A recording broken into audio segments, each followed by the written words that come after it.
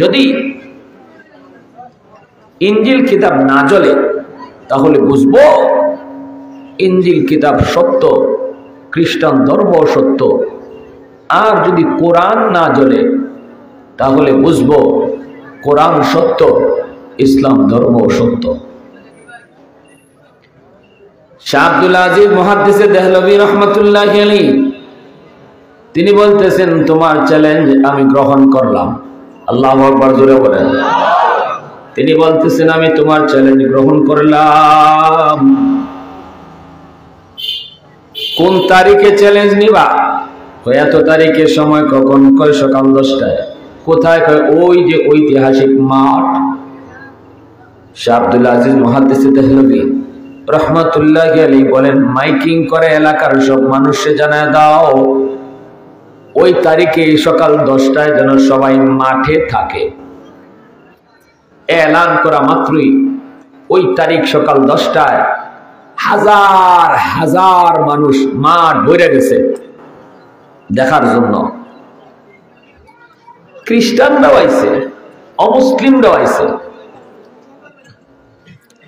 আল্লাহর ওলি শাহ আব্দুল আজিজ মুহাদ্দিসে দেহলভী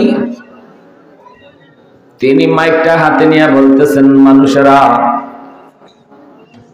লক্ষ্য করে শোনো, সবাই তো আসছেন চ্যালেঞ্জ শোনার জন্য, চ্যালেঞ্জটা দেখার জন্য। এবার আপনারা শুনেন, আমার এই ভাইটা চ্যালেঞ্জ দিছে। কি চ্যালেঞ্জ? কোরআন আগুনের মধ্যে ফালাইব, সেও তার ইনজিল আগুনের মধ্যে ফালাইব। এরপরে দেখা যাবে কোন কিতাব জ্বলে, কোন কিতাব জ্বলে না। যেটা জ্বলবে না সেটা সত্য, সেই ধর্ম সত্য। আমি তার চ্যালেঞ্জ গ্রহণ করেছি। এইবার আপনারা যারা এসেছেন আপনাদেরকে শোনায় বলতেছি, আমি আরেকটু বাড়াইয়া তার চ্যালেঞ্জ গ্রহণ করলাম। কেমনে? কয় সে তার ইনজিল বুকে লইয়া আগুনে ঝাঁপ দিবে, আমি আমার কোরআন বুকে লইয়া আগুনে ঝাঁপ দিব।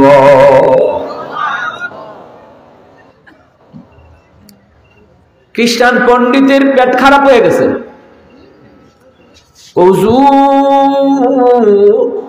কোন কি আপনি? আগুনে আমি ঝাঁপ দিতাম? আল্লাহর ওলি কই, তুমি ইনজিল কিতাব বুকে লইয়া আগুনে ঝাঁপ দিবা। ইনজিল কিতাব যদি সত্য হয় ইনজিলও জ্বলবে না, তুমিও জ্বলবে না। কোরআন যদি সত্য হয় কোরআনও জ্বলবে না, আমিও জ্বলব না। आवाज देना, आवाज देना। वहदत की हिफाजत नहीं बेकुव्वत बाजू, वहदत की हिफाजत नहीं बेकुव्वत बाजू, आती नहीं कुछ कामी अक्ल खुदा दा, आती नहीं कुछ कामी अक्ल खुदा दा। ऐ मर्द खुदा तुझको कुव्वत नहीं हासिल, जा बैठ किसी गार में अल्लाह को कर याद। ये सच है कि बातिल की तरफदार नहीं हम, गद्दार न समझो हमें गद्दार नहीं हम। फूलों की तरह नरम मिजाज अपना है नजर, हम तीर नहीं नेज़ा व तलवार नहीं। हाँ, मुसलमाনের आवाज এখন আল্লাহু আকবার। খ্রিস্টান পণ্ডিত কই, হুজুর আমার দ্বারা এত বড় চ্যালেঞ্জ নেওয়া সম্ভব না, আমি এই চ্যালেঞ্জ গ্রহণ করতে রাজি না। আল্লাহ ওলি কয়, আমি রাজি থাকলে তুমি কেন রাজি হবে না? আমি যদি পারি কোরআন বুকে লইয়া আগুনে ঝাঁপ দিতাম, তুমি কেন ইনজিল বুকে লইয়া আগুনে ঝাঁপ দিতে পারবা না? কয় না হুজুর, আমার দ্বারা সম্ভব না। কয় না, এটা কখন যেত না। আল্লাহর ওলি কয় কখন লাগবই না। কইলে যে মানুষ এসে দেখছনি বাগবার সাইবায় 1 কিলো মাটি পড়তো না, ঠিক না? নেই মানুষ এমনি এমনি আইছে না, বড় আশা করে আইছে দেখতো তোমার আমার খেলা। এখন এরারে না দেখাইয়া বিদায় করণ যাইতো না, বাগার কোনো চান্স নাই। ভালো করে কও ষড়যন্ত্রটা কিতা, উদ্দেশ্য তোমার কিতা? হুজুর আসল কথা কইমু হুজুর, আমারে আপনি বাঁচাইয়েন, আমারে মাতে না বা আমার আপনি বাঁচাইয়েন, আমারে বাঁচাইলে আমি কইমু হুজুর। হুজুর আচ্ছা মাইক কও, বাকিটা আমি বুঝবো। মাইকটা হাতে নিয়ে কয়, ও আমার উপস্থিত ভাইরা, যে যে ধর্মের মানুষ এখানে আসছো শোনো, আমি একটা বাটফার, আমি একটা চিটার।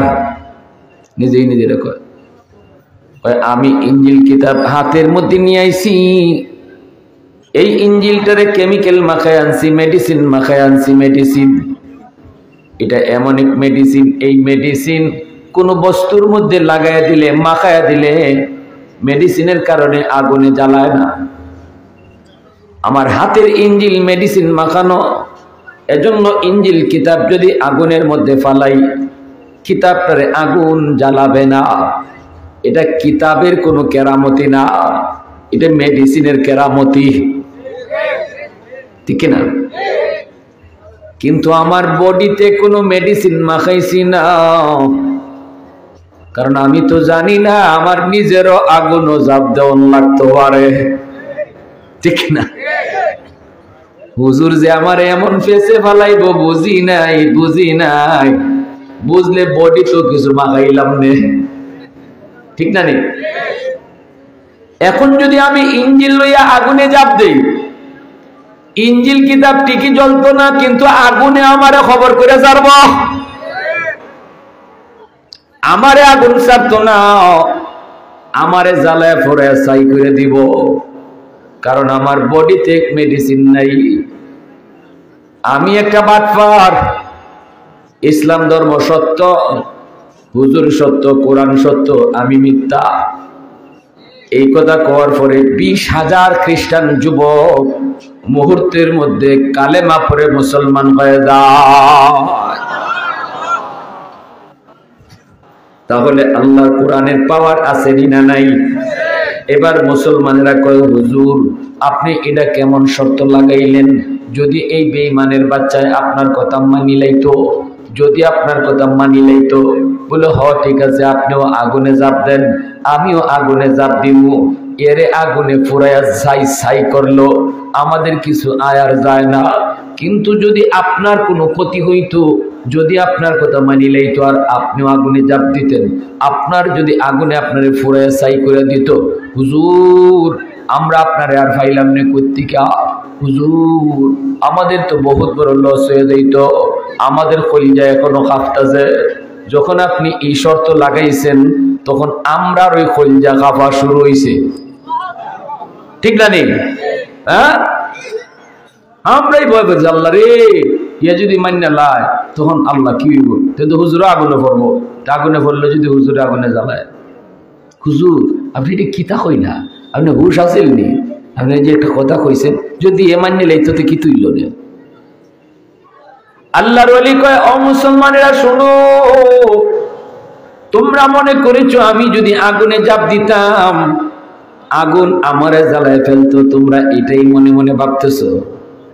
আরে খোদার কসম, খোদার কসম, খোদার কসম, 100 বার খোদার কসম করে বলি, আমার এতটুকু বিশ্বাস ছিল, আমি যদি আগুনে জাপ দিতাম, আল্লাহর কোরআন বুকে লইয়া, যেই সিনার মধ্যে আমার আল্লাহর কালাম, 30 পারা কালাম আমার সিনার ভিতরে আমানত, আবার বুকের মাঝেও কোরআন লইয়া আমি আগুনে জাপ দিতাম, আমার 100 ইয়াকিন ছিল, আগুন আমার পশম জ্বালাইতো না।